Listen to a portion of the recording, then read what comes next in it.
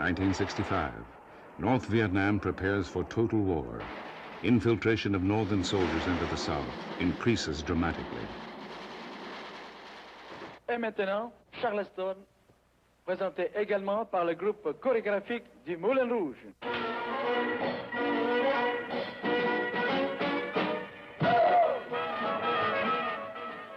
Saigon, 1965. Fun capital of a country at war. It is a bizarre contrast to the gunfire just moments away. Americans questioned the determination of their South Vietnamese ally. The American military, led by General William Westmoreland, takes over the war.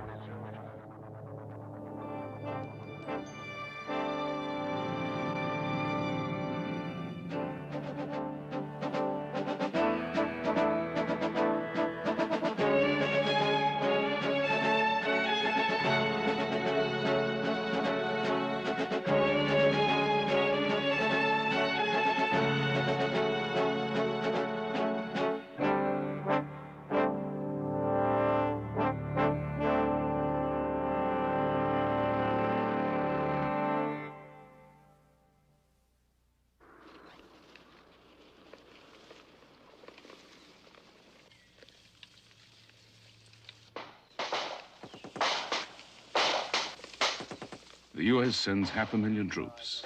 Their strategy is attrition. Kill more soldiers than North Vietnam can afford to lose. We're still looking beatings through the bush. We estimate there were 3 to 5 of them, over. Hey, Doc, patch him up. What'd you say, Sheriff? The other one had gray casts. This guy's a local force type. He claims there were 30 NVA with him. Be careful, though. If there are 30 of them out there and you make contact, you'll have a fight on your hands, over. Freedom was in jeopardy, and a struggling people had been brought almost to their knees by aggression when William Westmoreland was called to urgent duty. His mission was to deny aggression its conquest. It was a mission simple enough to state. But to execute that mission, he had to fight the most complex war in all American history.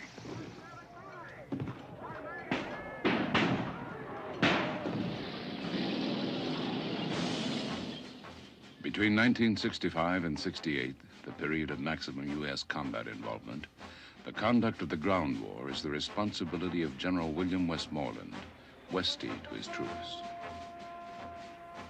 Our mission was to protect South Vietnam from being overwhelmed by the aggressive forces from the north. And I was told by Mr. McNamara on innumerable occasions, that I should ask for the troops I felt needed to bring about that end result. And that I should not worry about the public opinion, I should not worry about the economy, I should not even concern myself as to the availability of the troops. March 1965. The first American combat troops, 3,500, land at Da Nang. Their initial mission is to defend U.S. air bases. But as the U.S. bombs the north and the communists attack air bases in the south, General Westmoreland then requests more combat troops. The strategy that had been enunciated by Washington at that time was through the use of air power, the graduated response. It was essential that our airfields be secure. We had sufficient instance to convince me that since the strategy was dependent on those airfields, we could not totally depend on the Vietnamese to defend them. The initial ground troops were asked for to defend key airfields. In 65, the main U.S. air bases are at Da Nang in the north, at Quy Nhon and Bien Hoa near Saigon, and at Cam Ranh Bay on the coast. Now, once those troops were at those bases, it made no sense at all to have them dig in and go strictly in on the defensive.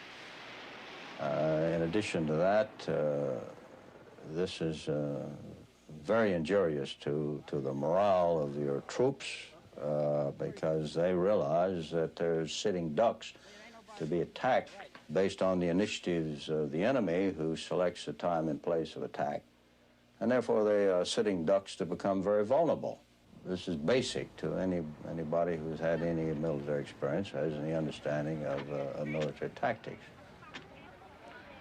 Some policymakers argue for a cautious military strategy, saying the defense of these bases or enclave positions is enough.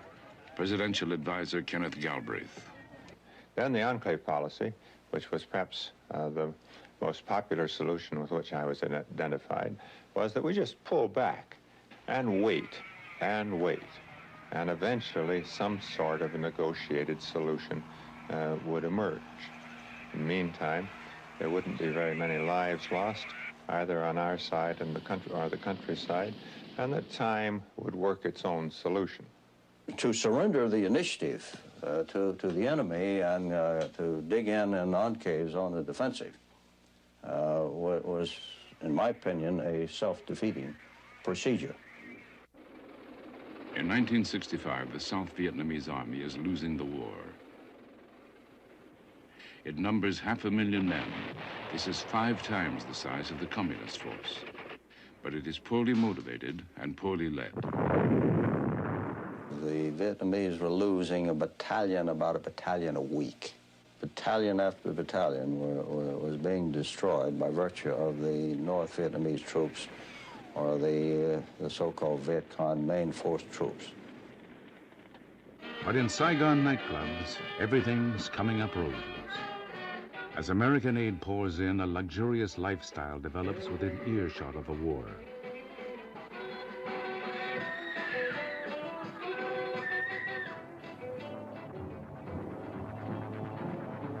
At base camp, the Americans fight the day's battles each night over a 15-cent beer.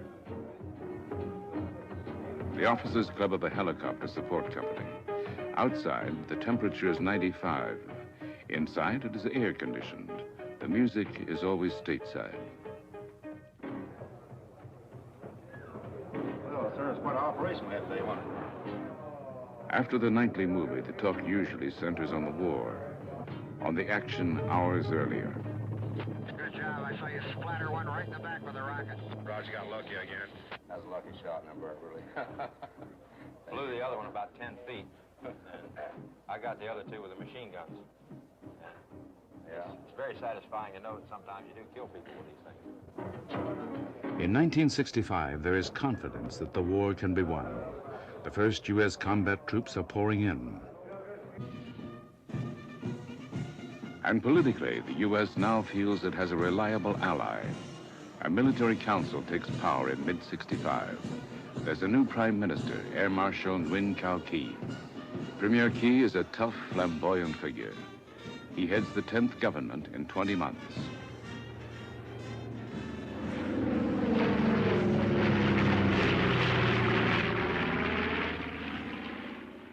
The U.S. military commander, General Westmoreland.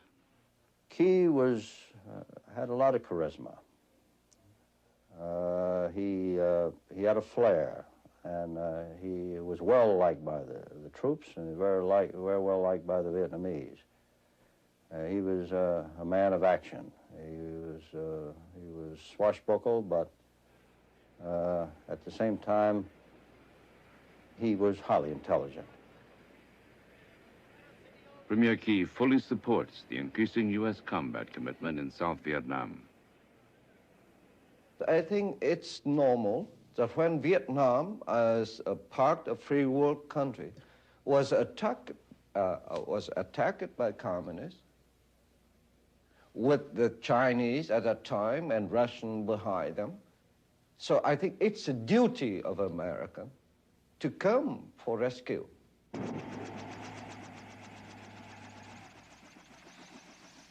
Westmoreland's main tactic is called search and destroy. The intention is to locate communist main force units in the jungle and fight them. The Vietnamese tactic is ambush, quick engagement, and quick retreat. According to the Vietnamese, the Americans have bogged down. Hanoi strategist Ha Van Lao. Le GI est un combattant. The GI was a fighter who we believed had a certain technical and theoretical education. Formation technique et théorique. Il était très bien équipé. He was very well equipped and trained. Nevertheless, even though he was a fighter in an army as sophisticated as the American army, he did not adapt easily to the conditions of war in Vietnam. Dans les conditions de la guerre au Vietnam, en particulier dans la jungle. Particularly in the jungle, in the swamps and the countryside. He was so heavily equipped that he could not move around easily and made himself a vulnerable target for our guerrillas. As the infiltration from the north increases, Westmoreland requires more and more reinforcements. By mid-1966, his first year in command, he gets almost 300,000 combat troops.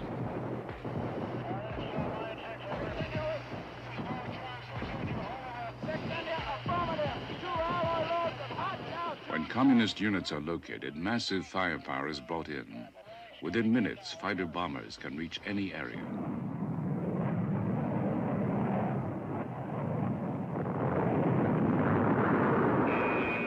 Naval firepower. Destroyers can hit targets 23 miles inland.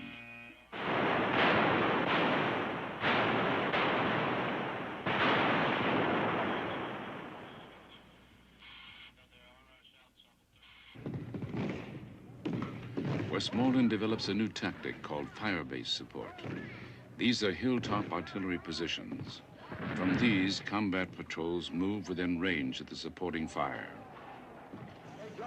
Westmoreland is under intense political pressure to reduce his combat casualties.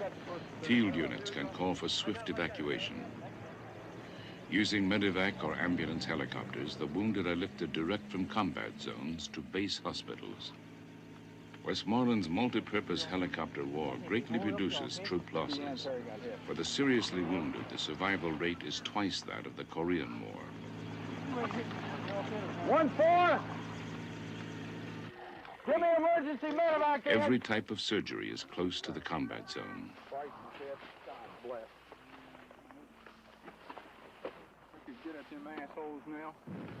The communists, too, remain close to the battle. And with their sanctuaries in neutral Laos and Cambodia, they can choose when to fight. Their strategy is to outweight America. I've had 3 meetings with Ambassador Bunker and 3 with General Westmoreland. I had coffee with him at length this morning, just before I came here. Our American people like when we get in a contest of any kind, whether it's in a war or an election or in a football game or what it is, they want it decided and decided quickly and get in or get out, and they like for that curve to rise like this, and they like for the opposition to go down like this. Despite President Johnson's public show of optimism, his cabinet is divided. Defense Secretary McNamara has serious doubts. He wants to stop raising the troop level. The bombing of North Vietnam is still Johnson's main strategy. He again increases the airstrikes. The North, in turn, intensifies the ground war, and Westmoreland again requests more troops.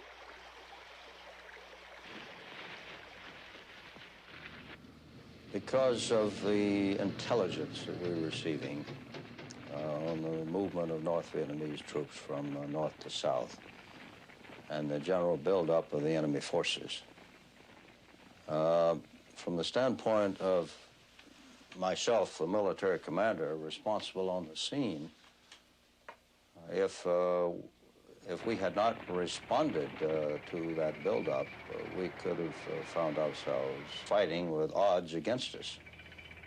Each side responds with more troops.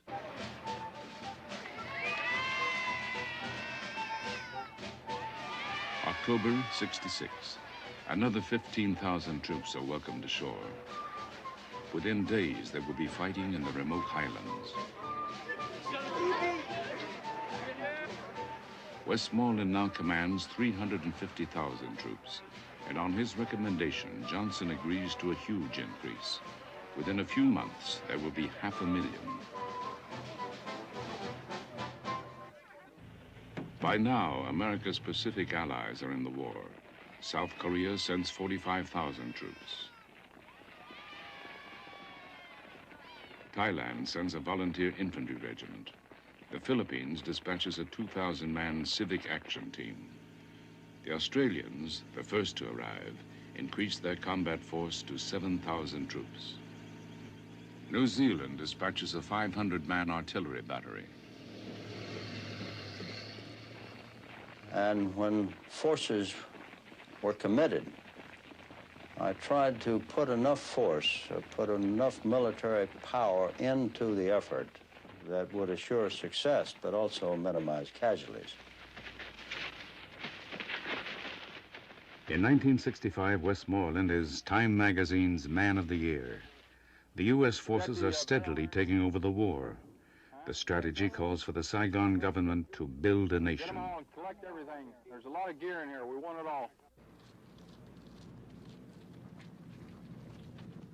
In February 1966, Key is invited to meet President Johnson. After the constant change of leadership, Key and his wife, Mai, provide an image of stability. As Key leaves Saigon, his priority is to get more economic aid. President Johnson enthusiastically agrees. He wants victory in what he calls the other war. In Hawaii, Johnson tells Key, "We are here to talk peace. We are determined to win not only military victory, but victory over hunger, disease, and despair." Key gets dramatic evidence of American support. He asks for a television network to promote social reforms. Within a month, TV has come to Vietnam.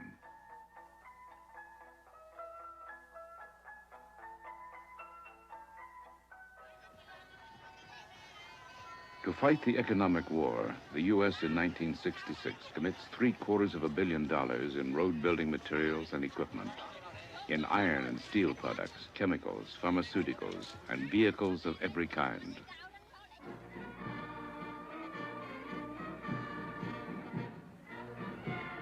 He and his wife provide the military regime with a populist image. He demonstrates style and conscience.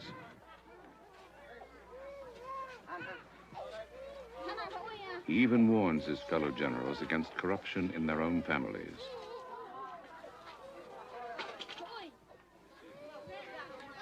America is pleased, but according to Key, the American aid is also a corruptive influence. Vietnam was poor. Vietnamese people are poor.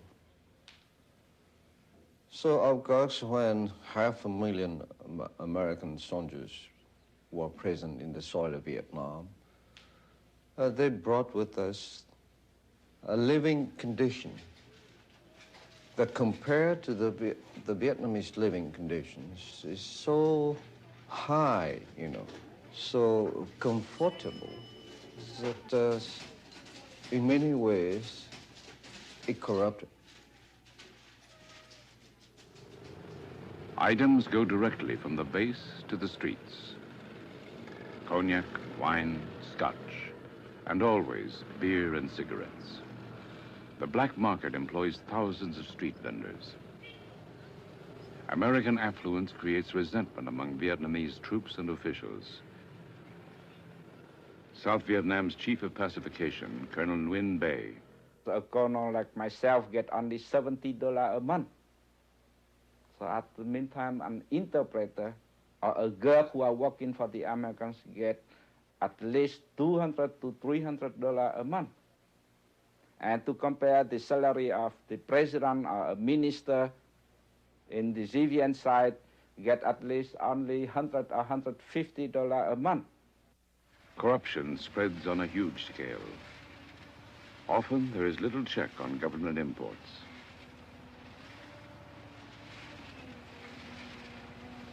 Premier Key investigates. He finds enough cement on order to turn the whole of Vietnam into a concrete platform. When Saigon imports 40 garbage trucks, many are stolen. Vehicle thefts become an industry. Even tanks and helicopters are being sold to the communists.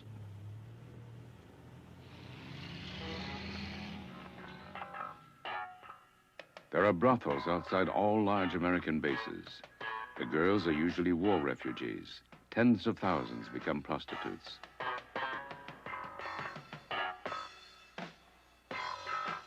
In 1966, the U.S. Army reports that 1 in every 4 GIs has venereal disease.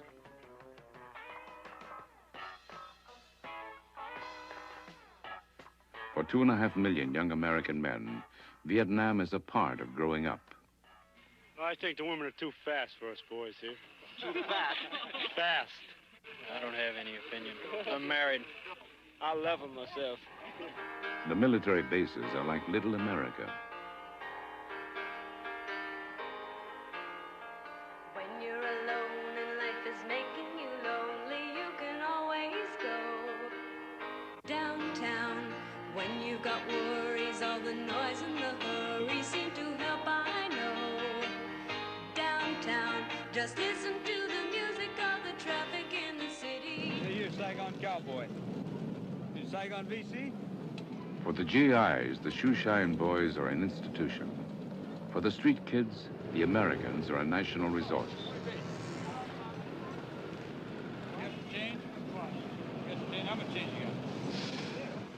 Parting the GIs from their money is a widespread game. The objective is to shine their shoes if necessary and get the shirts off their backs if possible. How much you give it? 40 Shit. I gave it you at tomorrow. Americans are aware of their cultural impact. An officer who did official studies, Brian Jenkins. Where the American soldier goes, so goes American culture, but in perhaps never before to the degree that was the case in Vietnam. The wealth of our country, our technology permitted us to carry this to absurd lengths. And the absurdities are numerous. The Armed Forces television station in Vietnam, broadcasting daily the weather reports of the United States. AFPN presents Bobby and the Weather. Now with reports on the weather conditions stateside, Vietnam and R&R, here's that bubbling bundle of barometric brilliance, Bobby. Now, first in Big D, you long, tall Texans out there had a cool, fair day of 68. Moving down through the Swanee River to the Miami Beach area was a cool, fair day of 77. That's the way the weather has been in our part of the world this evening. This is Bobby saying good night from American Forces Vietnam Network. And this evening, I'd like to send a special salute to the fellas out there of the 92nd Assault Helicopter Company. And thank you, fellas, for watching. Until Monday, have a pleasant evening, weather-wise, and y'all know, of course, otherwise. Weather. A look at tomorrow's conditions today with Channel 11's weather girl, Bobby. Miss America goes to Vietnam.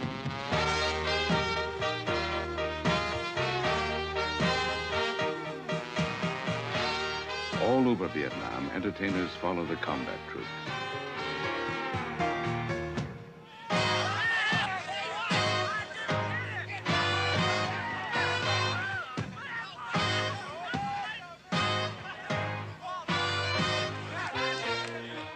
For young Americans raised on the images of World War II, Vietnam seems unreal.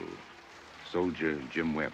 One of the hardest things, for me to really adjust in my mind was to step off of an air-conditioned plane where I just watched a first-run movie and, have this German stewardess say, have a nice war. In the field, an aerial delivery. Inside, a can of cool beer. The war is unpredictable in its terror and its comforts. Soldier Tim O'Brien. We had our own personal mascots, for example, or valets. Little kids, 7 or 8, would hook up with a soldier and would wash his socks for him, clean his rifle for him, sometimes carry his rifle for him if we were exceptionally tired that day, dig our foxholes for us at night. It was like a circus in some senses, going through town, going across this beach where the soldiers would be lined up, and then behind us, like a tail on a kite, would be 100, 150 Vietnamese kind of coming along for the ride. I had my assignee, my fellow, I called him Champion was his name, as I recall, a nice kid who would give me a back rub after a hard day on the march, who would clean my rifle for me. This little kid, 7 years old, knew how to take an M16 apart. I didn't. Friendly relations in one region can change into nightmarish incidents in another. Civilians and guerrillas cannot be told apart. With the civilians, in many areas of the Anwar Basin, they actively operated against us. And the worst incident that my platoon went through began when an approximately 7-year-old girl lured one of my teams into an ambush, in a North Vietnamese ambush. So we had that level. We had continually to deal with civilians who were either hostile or numb. In 1966, serious anti-American demonstrations break out in the port city of Da Nang.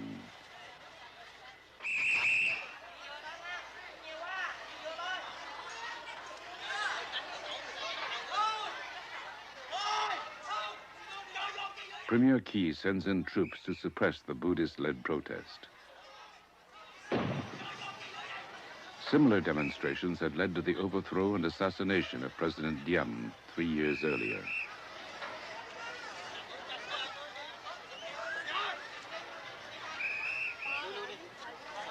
Key's forces managed to put down the rebellion.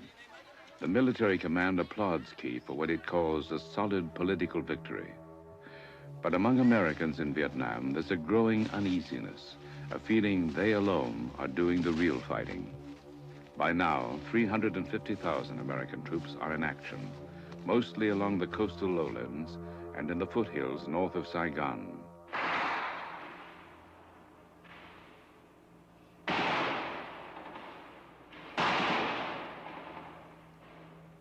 In 1966, 5,000 Americans die in battle. By 1967, Westmoreland claims a major turnabout. He says Americans are now ambushing the communists. But critics begin to accuse Westmoreland of false optimism. In November '67, he visits Washington. I could quote a number of meaningful statistics, such as the roads that are being opened, increasing number of enemy that have been killed, the number of defectors that are coming in from the communist side of the government, the number of weapons being captured, and other statistical information which suggests that we are making progress and we are winning. Westmoreland stresses that victory depends on American resolve. He asks for 50,000 more troops. Defense Secretary McNamara is strongly against this. President Johnson decides on a first-hand assessment. In December '67, he visits Cam Bay. Johnson agrees to more troops.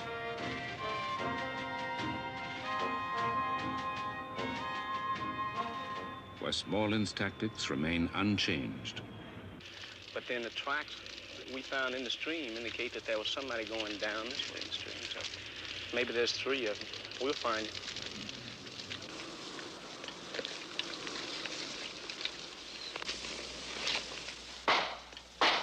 Who's that shooting? Come out! Hey, Sam, drop down a little further over there. The machine gun's gonna stay in place. Stay down there around the CP and guard the CP.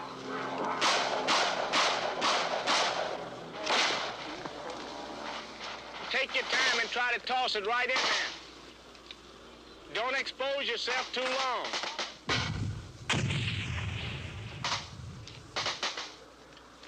Get all the way down. Grenade, hit the ground.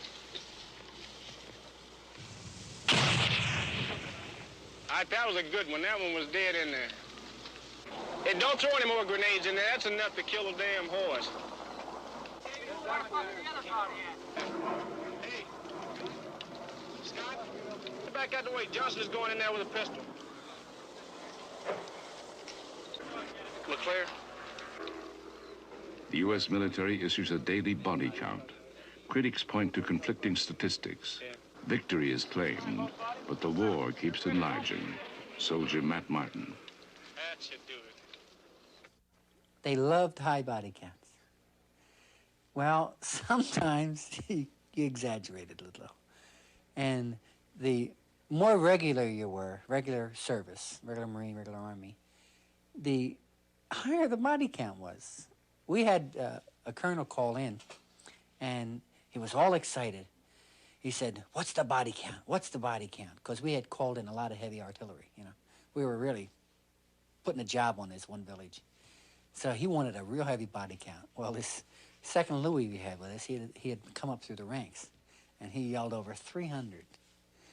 So then the radio man said, "You can't give them an even number. They're not going to go for an even number." So he said, "Well, okay, 311. So they called in and said, "We got 311 flat-out deads, sure kills." Well, this officer loved it. He started yelling, "Great, great, did a great job." Well, actually what had happened is one of our Jeeps had turned over and killed this old man. And we had one sure kill because that sucker was dead. And it was an accident, you know. The Southern Communist guerrillas operate from jungle bases and sympathetic villages. They control half the countryside. North Vietnamese troops are infiltrating in large numbers. By 1967, nearly 200,000 have entered the South. Some form conventional combat units to guard the supply routes. Others blend into the countryside in the South. Inside South Vietnam, they go underground. A network of tunnels is constructed, some extending for a dozen miles. They can hide companies of several hundred men. From the tunnels, they operate in small, highly mobile units. This U.S. Army training film shows American countermeasures. Specially trained GIs called tunnel rats destroy the entrances.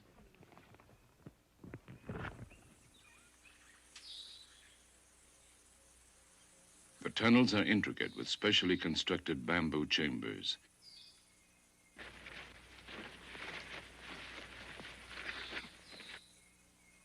Hand grenades are often rolled in to close up the entrances. But the tunnels have many exits and explosives have little effect. A later technique uses acetylene gas. The gas is pumped from drums into the tunnel complex.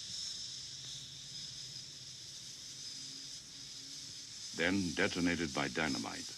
This destroys the entire length of the tunnel, but the tunnels account for many communist successes. To sustain the war, North Vietnam is getting massive communist aid. War material from China and the Soviet Union is trucked several hundred miles along border infiltration routes to the fighting zones. During the height of the war, 1966-68, Soviet and Chinese aid is estimated at more than $2 billion, including sophisticated weapons for defense of the North. A senior Hanoi diplomat, Ha Van Lao.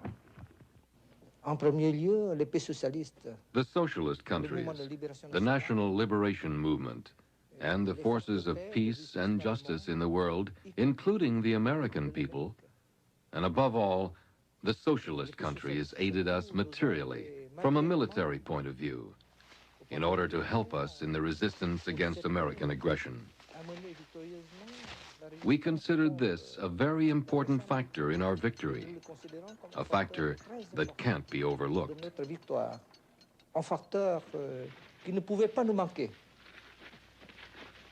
The aid funneled south is stockpiled in hundreds of underground shelters. It enables the communists to sustain their hard-hitting mobile tactics. With Russian aid increasing, and with every sign of a long war, Premier Key wants to invade the North. He doubts America's staying power. American, when you look at their past, they are impatient people. And that I told Mr. Johnson, I told Mr. Nixon many times. If you decide to go to the war, go it fast and quick and win it over.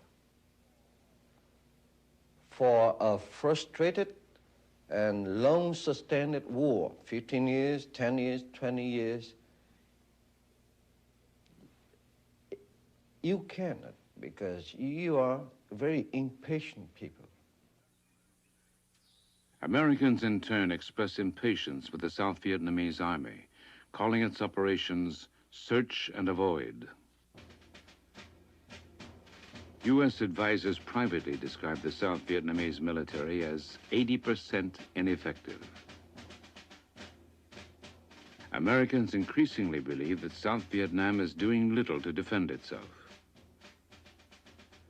Hundreds of thousands of young South Vietnamese are dodging the draft. I remember one time going into Da Nang to watch a Bob Hope show. And we were going in on a convoy, all these guys on 6xs and all that, and getting into the heart of Da Nang and watching all these kids on Honda motorcycles that were Vietnamese kids, 18 or 19s, and me seeing the day before my buddies getting blown away of saying, hey, what the hell is happening here? These guys invited me, this country invited me over here to fight for their democracy, and yet these guys are running around in Honda motorcycles? What the hell's happening over here? But Americans continue to support Prime Minister Key.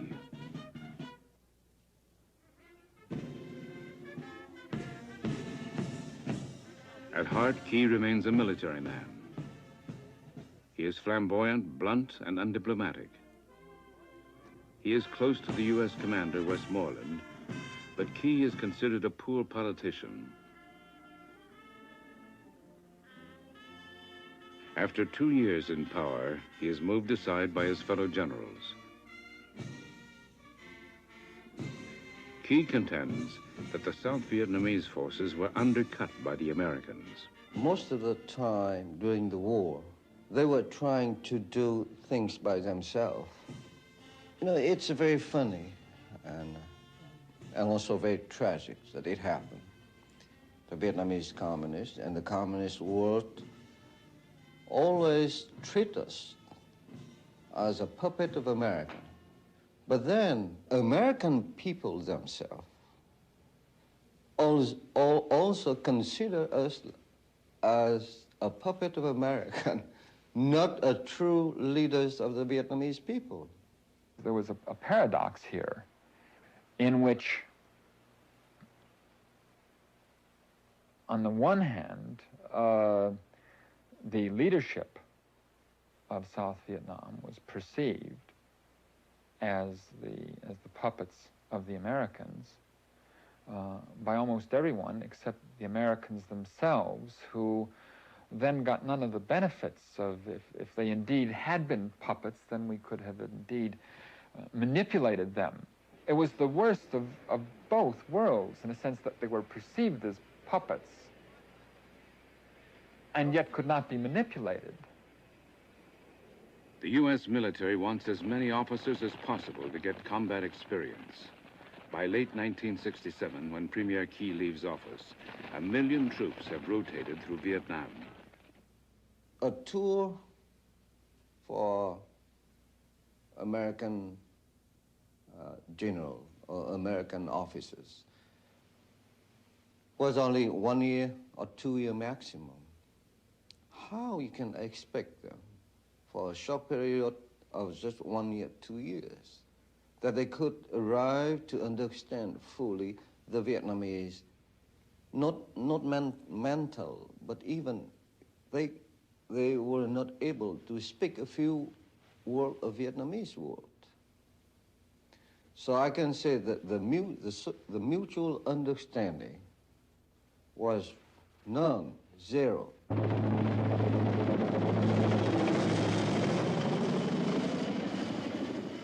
By early 1968, U.S. troops are on a broad offensive. There is widespread confidence that the war can be won. The full technology of American firepower is brought to bear.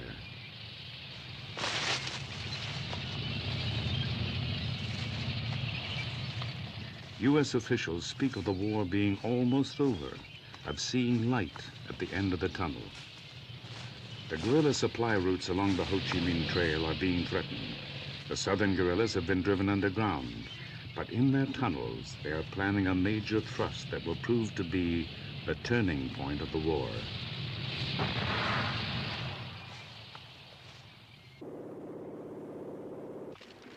Tet. At great cost, 80,000 communist troops attack 100 towns and cities. Washington is dismayed by the ferocity of the offensive.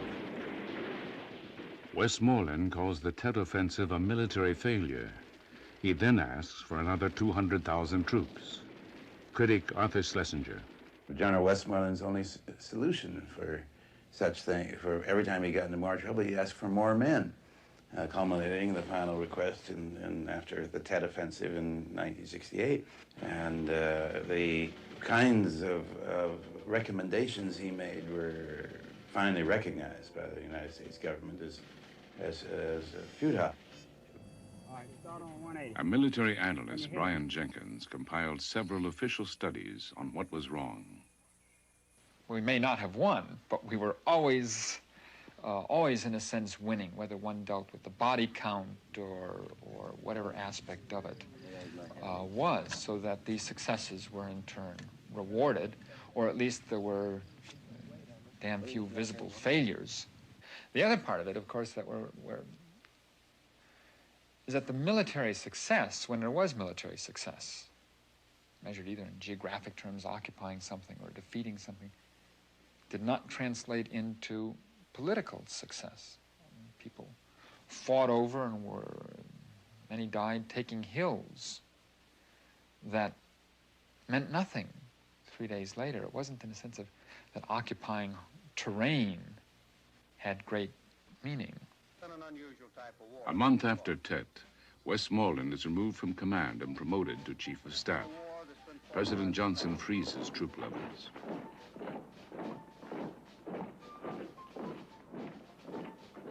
Former Assistant Secretary of Defense, Paul Nietzsche. Well, I know him to be an absolutely outstanding man. A man of great character and honor.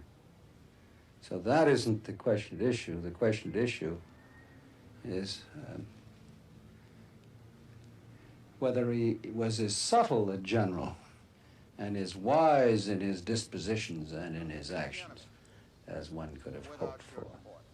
His military predictions were wrong, and his military strategy was wrong. He was trying to fight a war of attrition, of large units, a conventional war against guerrillas. I think it can be said that General Westmoreland was the most disastrous American general since Custer. And throughout the war, we never lost a battle. We had some companies that were badly hurt through ambushes and associated with combat actions, but we did not lose a battle of consequence. In my opinion, by early, during the 68, 69 time frame, we had as fine a military force as America has ever assembled. A force that could have brought the war to an end if it hadn't been for political decisions that prohibited that. After Tet, the American public grows weary of Vietnam. There is widespread belief that South Vietnam should fight their own war. But the South Vietnamese army continually fails in combat. Many South Vietnamese leaders blame this failure on U.S. military policy. Former Ambassador to Washington, Bui Diem. I think that there are millions of South Vietnamese who were willing to bear their own responsibilities in waging the war. And if they had been asked, and if one can explain to them what they have to do, I would say that they would do the job willingly. But by the time South Vietnam begins to take over the war, the South Vietnam-American alliance is severely strained. The Vietnam War is seen by many Americans as a tragic error. As military commander, General Westmoreland is viewed as a major author of this mistake. Well, of course, I've read Kipling, and I'm very fond of him because he's kind of the soldier's poet. The end of the fight is a tombstone white with the name of the late deceased. And the epitaph, drear, a fool lies here who tries to hustle the East. And having read Kipling, I was aware of that, and I didn't take it quite to heart. I was center stage, and the war became considerably unpopular, and needless to say, a lot of that rubbed off on me. I was not elated with some of the venom that was cast my way, but as a soldier prays for peace, he must be prepared to cope with the hardships of war and bear its scars. And I have borne figuratively scars. Between 1965 and 68, 30,000 American troops die in Vietnam. Westmoreland leaves Vietnam July 68. American strategy then centers on the means of withdrawal.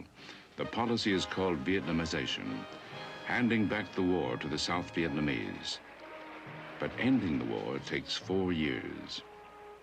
I gave the effort to the best that I had, an effort born of experience in 2 other wars and many years in uniform. I did my utmost to carry out my duties loyally and conscientiously and professionally.